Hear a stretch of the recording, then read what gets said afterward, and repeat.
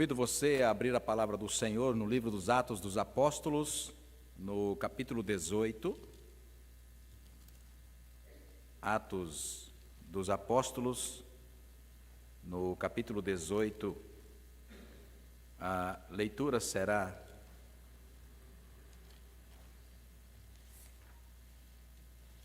do verso 24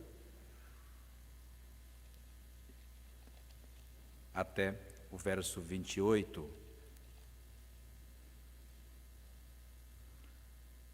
Atos dos Apóstolos, no capítulo 18,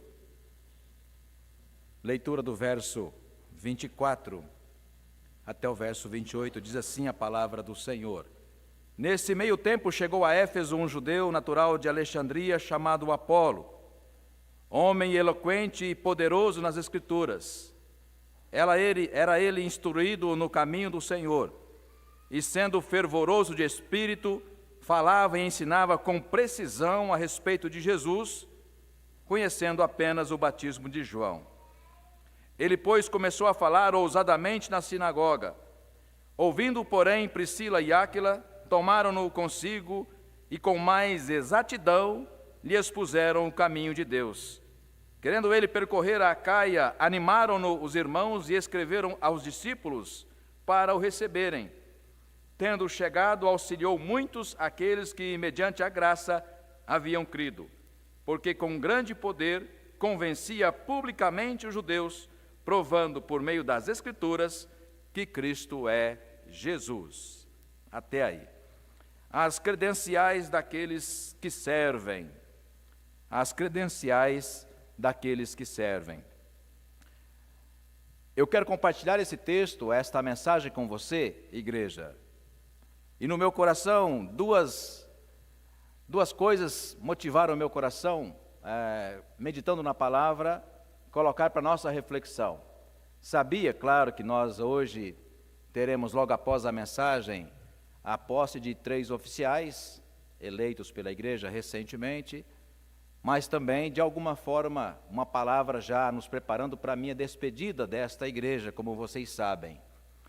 E permitiu Deus que não fosse apenas a despedida da primeira igreja presbiteriana independente de Mauá, mas como vocês sabem, as minhas redes sociais também sabem, também tenho me preparado para encerrar o ministério pastoral cuidando de uma igreja local.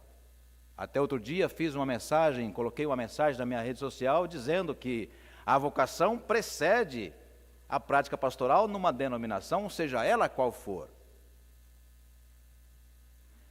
Quem me chamou para ser pastor não foi a IPEI do Brasil. Ela é a minha mãe espiritual, claro, é minha mãe, foi nela que eu fui gerado. E recentemente, um dia desse, pastor em Campinas, reverendo Davi, meu colega de turma no seminário, disse: Adilson, tudo que eu sou, se é que eu sou alguma coisa, eu devo a Deus e a IPEI do Brasil. Ela, minha mãe. Ele usou a expressão que é carinhosa, que eu posso dizer também para você, mãe, né?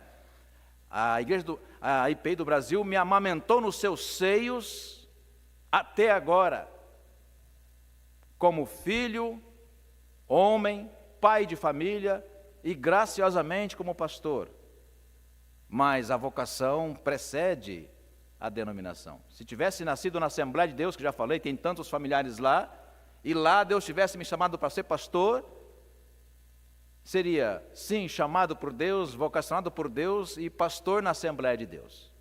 Então, permitiu Deus que a vocação pastoral, quando feita a mim, estivesse eu sendo filho desta igreja. Então, por esta razão. Então, o pastorado diretamente com a igreja local termina, mas não a vocação pastoral, até porque nesses tempos modernos há muitas formas de exercer o cuidado pastoral. E para esta forma, para essas multiformas ou várias formas de exercer o cuidado, chamar de Deus para cuidar do grande rebanho de Cristo em toda a face da terra, eu quero falar sobre as credenciais daqueles que servem. As credenciais daqueles que servem. Credencial, irmão, irmã, você pode pensar, pode ser uma carta de apresentação, Magda. Ou se for num grande evento onde tenha, por exemplo, 10 mil, 20 mil, ou se você for no jogo do Flamengo lá no Rio de Janeiro, com 55, 65, o recorde recentemente, 63 mil pessoas. Você tem que ter um ingresso com um código.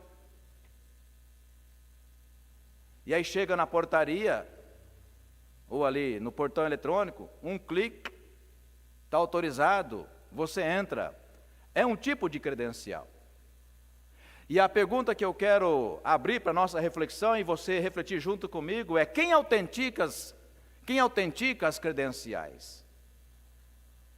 Porque há credenciais falsas. E brasileiro é meio que, infelizmente, mestre em falsificações, de todo tipo. E por vezes também na igreja, no altar do Senhor, aliás, isso é muito bíblico, temos também personagens bíblicos que falsificaram as credenciais para servir. Então, quem autentica a credencial para servir? Então, falando de vocação, tanto a pastoral quanto no presbiterato e também no diaconato, não podemos ceder à tentação humana de achar que nós queremos e nós podemos ser pastor, presbítero, pastora, presbítera, diácono, diaconisa.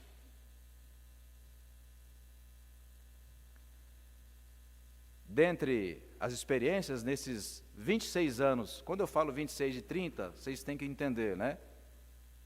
26 anos em janeiro, se Deus permitir, de pastorado, cuidando de uma igreja local. E 30 por quê, pastor? Porque, como vocês sabem, também em janeiro, eu fui para o seminário em janeiro de 95, com 22 anos de idade, eu estou com 52, como vocês sabem também. E o seminário em Londrina era de tempo integral, durante o dia, das 8 da manhã às 5 da tarde, de segunda a sexta. E todo fim de semana, seminarista naquela ocasião, tempo integral, ia para as igrejas no final de semana porque trabalhava, assim como vocês têm na igreja, o Everton e o Rafael. Então, de tempo de cuidado com o rebanho do Senhor, 30 anos. A alegria de poder ter participado da formação de quase 400 pastores, de diversas denominações que estão já no Brasil e fora do Brasil servindo.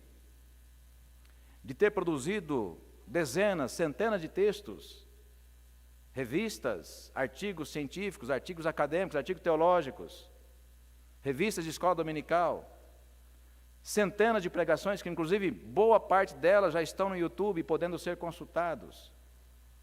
Mas tudo isso não está num campo de um currículo profissional.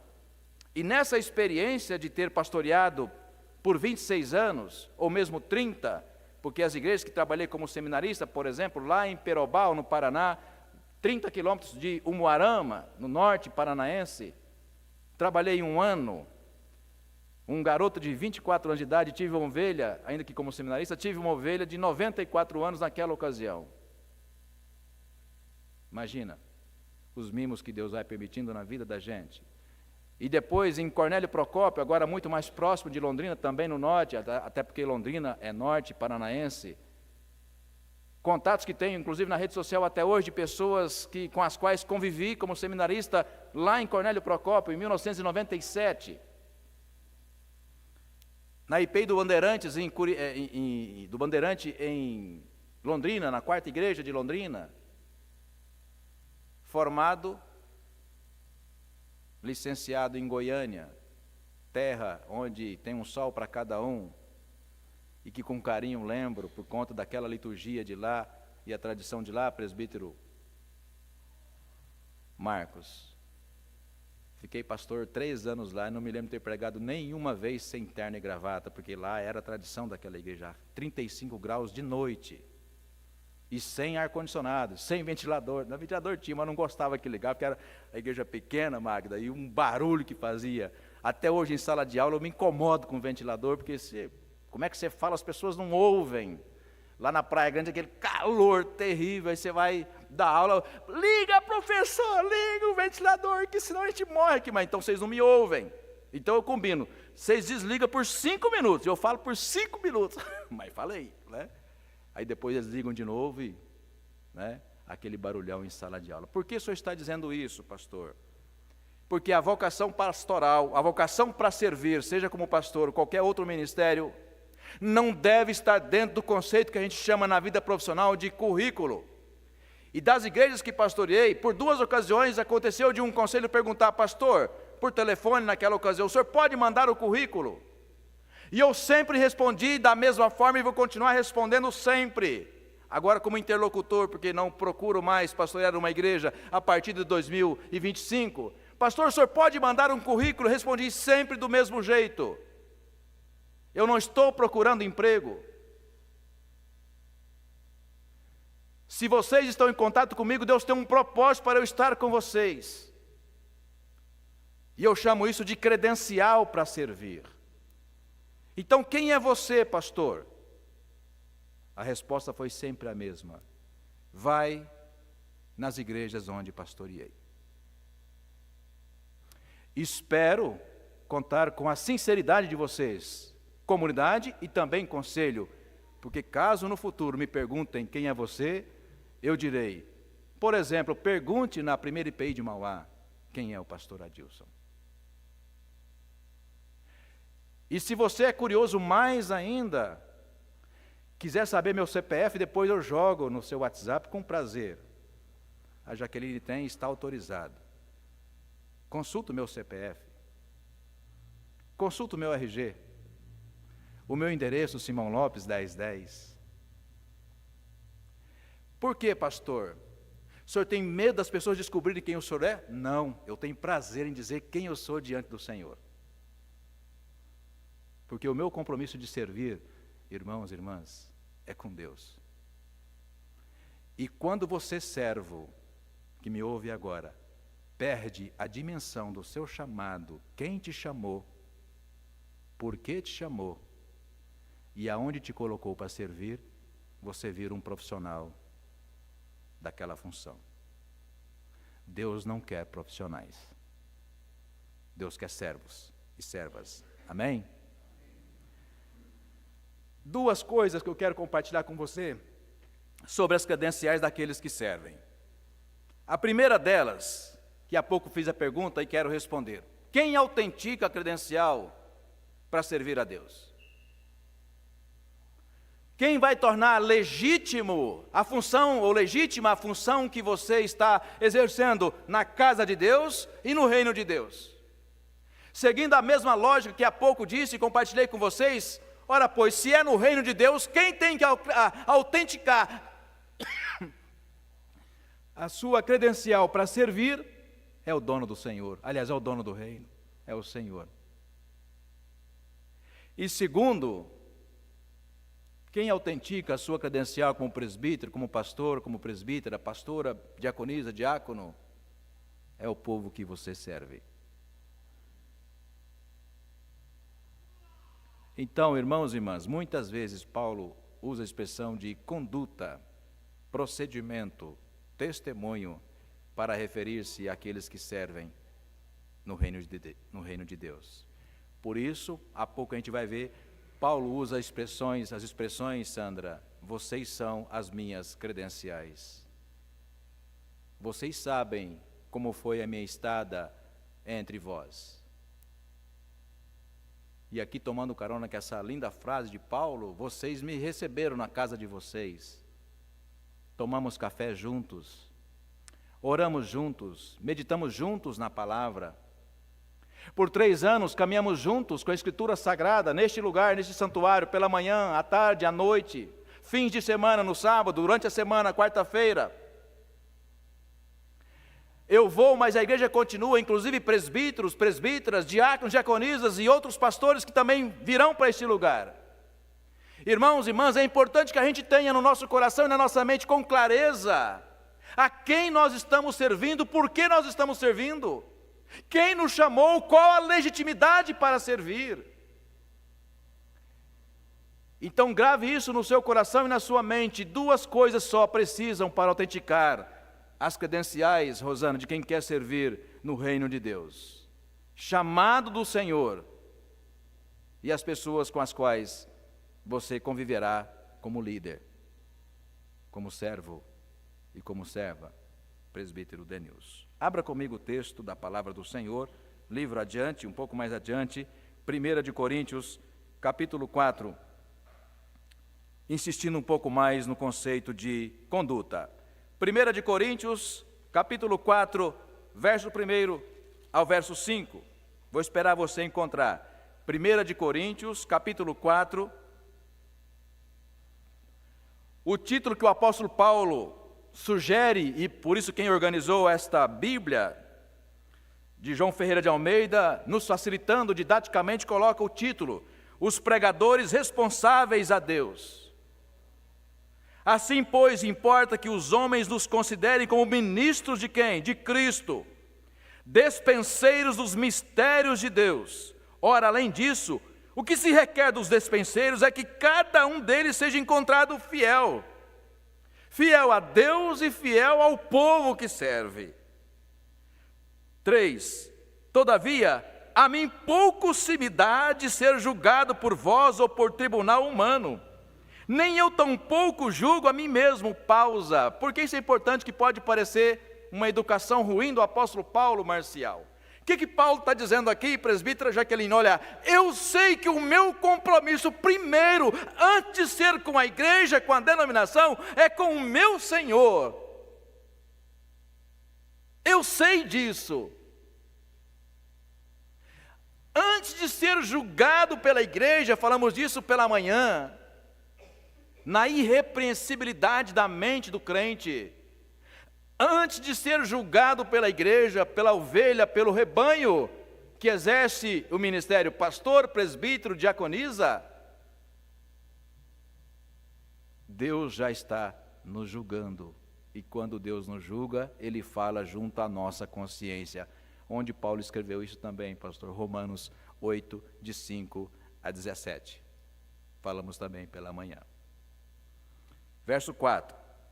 Porque de nada me argue a consciência, contudo, nem por isso me dou por justificado. Por quê? Pois quem me julga é o Senhor.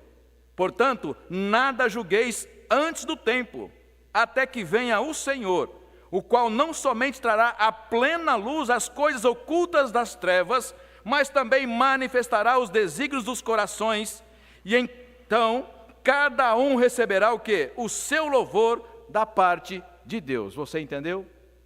Veja que coisa linda. Quando Paulo falou das durezas do ministério pastoral, Roberto, dentre tantas coisas que ele listou, naufrágio, açoite, perseguição, prisão, ele não poderia concluir, Diego, de modo tão maravilhoso como fez, se não tivesse citado a última frase. Além de tudo isso, o cuidado, o medo, o sofrimento, as prisões, açoites, espinho na carne. E ele termina o texto citando: e ainda o quê? A preocupação constante em anunciar a boa nova de salvação. Por isso, não importa se você está por 2 horas de manhã e 2 horas à noite neste santuário. Porque quando Deus chama pessoas para servir, é para servir no reino, portanto, 24 horas por dia, Magda. Amém? Onde você estiver, e Deus te chamar em missão, é hora de servir. Você entendeu a colocação que Paulo fala sobre quem o chamou? Quem autenticou a sua credencial? A preocupação primeira com aquele que chama. Volte um pouco, no capítulo 3, aí mesmo em Coríntios. No capítulo 3, dos versos 10 e seguintes, é só virar a página anterior. 1 de Coríntios 3, 10 e seguintes. Olha o título também, de novo, a responsabilidade dos que ensinam. Segundo a graça de Deus que me foi dada, lancei o fundamento como prudente construtor, e outro edifica sobre ele. Porém, cada um veja como está servindo, como está edificando. Cada um que se diz servo, serva, porque ninguém pode lançar outro fundamento além do que foi posto, o qual é Jesus Cristo. Contudo, se o que alguém edifica sobre o fundamento é ouro, prata, pedras preciosas, madeira, feno, palha, ou seja, não importa no ministério que você está servindo a Deus, porque há diversidade de dons e serviços. Porém, verso 13, manifesta se tornará a obra de cada um, pois o dia está com letra maiúscula aí na sua Bíblia. E por que letra maiúscula, Dona Rosa? Porque Paulo está falando de um dia escatológico, ou seja, aquele último dia.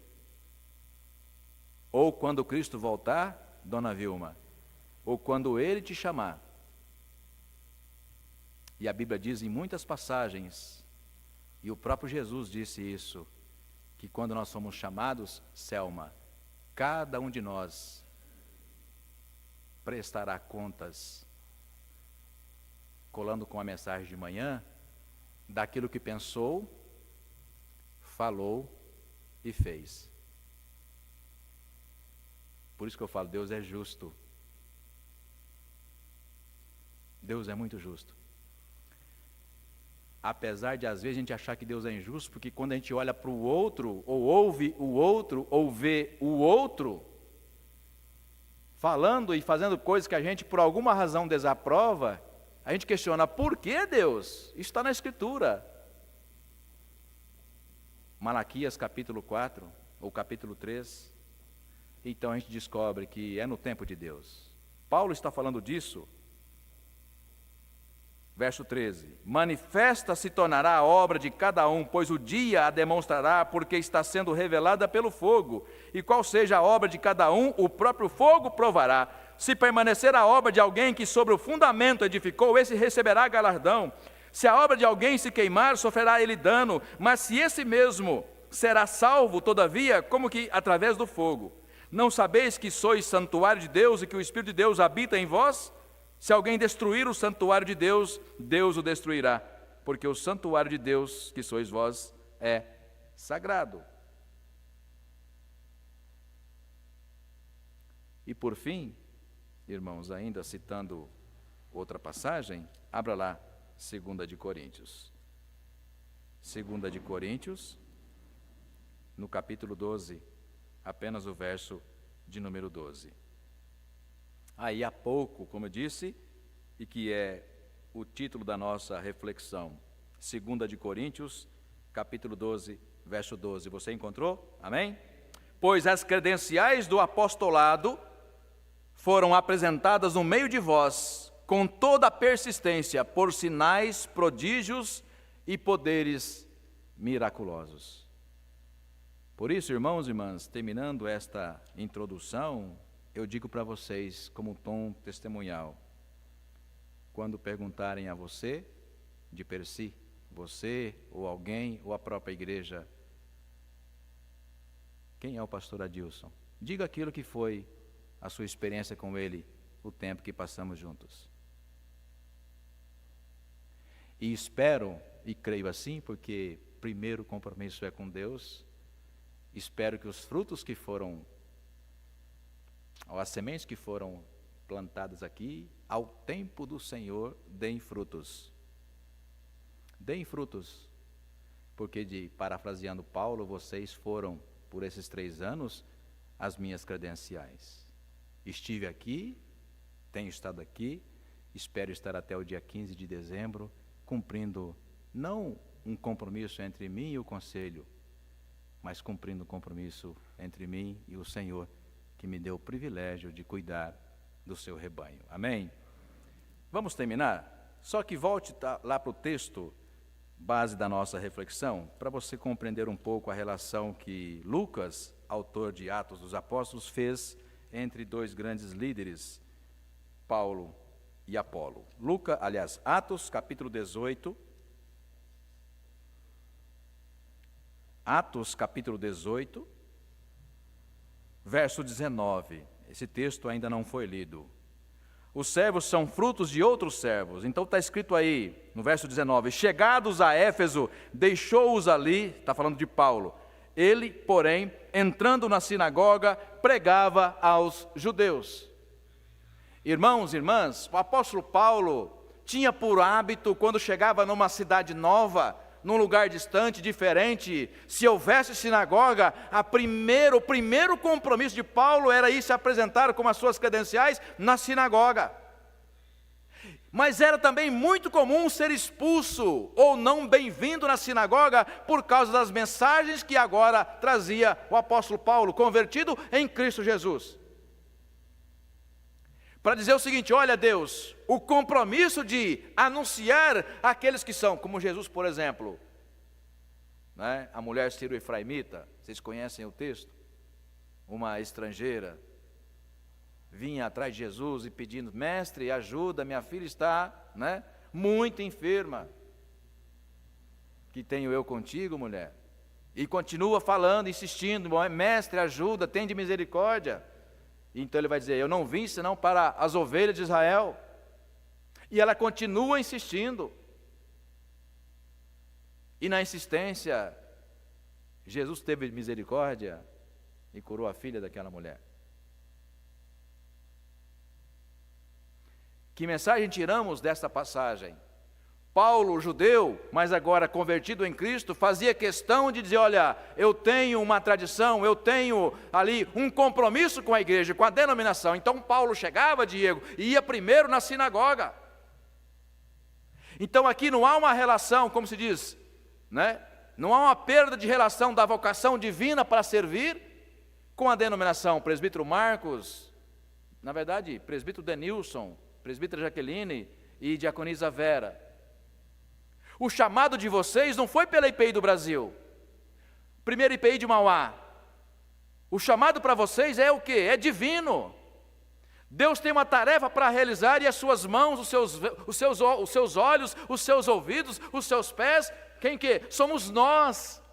E que honra Deus nos utiliza e nos chama para cuidar do propósito. Então Paulo ia nessa relação de vocação com denominação. Paulo chegava num lugar novo, no caso agora Éfeso, ele ia primeiro se apresentar à sinagoga, pregava, e em seguida, o que ele fazia? Ia atrás dos gentios, ou seja, presbítero Milton, Paulo ia atrás de quem não era crente. Não é lindo? Pregava na sinagoga, cumpria o papel, e depois ele ia para as praças, para o comércio, onde é que Deus o mandasse, e por isso fez tantas ovelhas. Por isso, servos são frutos de outros servos. Deus me deu a graça de servir, a honra, Magda, de servir, mas estou devolvendo uma pequena porção do muito que recebi de outros servos que Deus no passado usou para me abençoar. Então, presbíteros e diaconisa, Deus não os chamou para conceder-lhes título.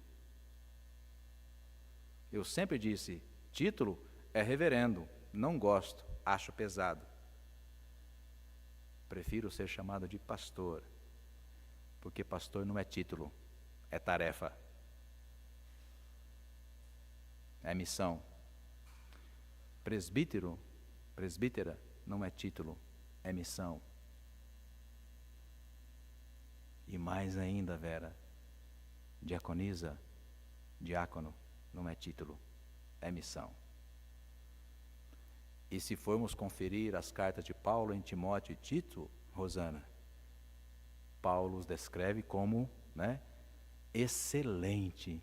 Se alguém aspira ao, Paulo Alves, se alguém aspira ao episcopado, ou seja, cuidar de rebanho, excelente obra, Halisson, está almejando. É disso, queridos, de que fala-nos o texto. Os servos são apenas mordomos. Ah, como é difícil administrar. Imagina você administrar. Eu fico imaginando, o Diego trabalha com dinheiro, né? É isso, né, Diego? Trabalha um banco. Imagina. Administrar bilhões de outros. Mordomo. E a grande tentação que o mordomo tem é quando começa a imaginar, se é que imagina: ah, se essa fortuna fosse minha. Às vezes, irmãos e irmãs, nós, pastores e presbíteros e diáconos, oficiais da igreja, somos tentados com isso. Ah, se essa igreja fosse minha.